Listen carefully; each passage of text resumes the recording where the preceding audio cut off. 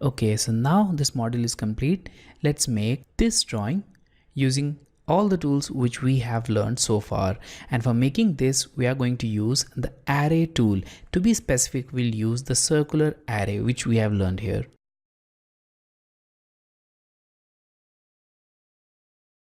So I'll start with the circle command. So I'll go to draw panel, select the flyout and select the center radius circle.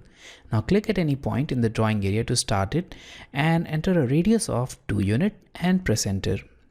Now press enter again to repeat this command and go to the same center, and this time enter a radius of 5 unit and press enter. So there we have it, 2 concentric circles.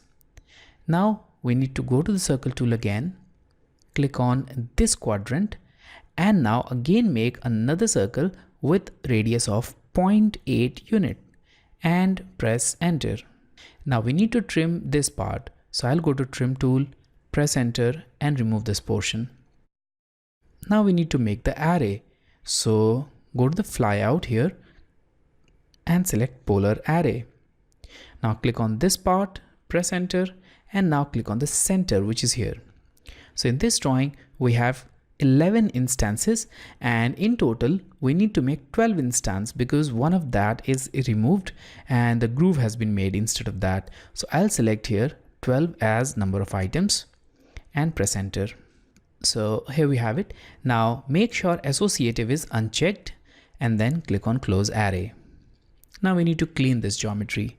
So I'll go to trim, press enter and remove these portions. They are no longer required in this geometry. Okay, so now we need to make the final groove here. So I'll simply erase this portion. It is no longer required here. And here we have already trimmed this portion, which we should not have trimmed.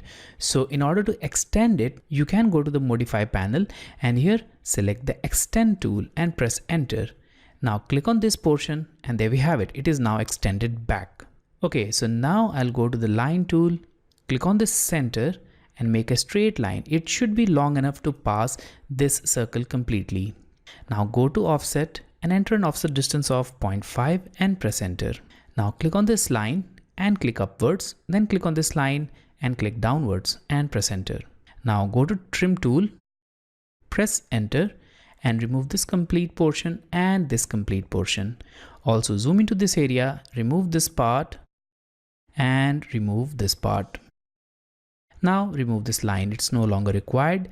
There we have it, the final geometry as per the dimensions mentioned here.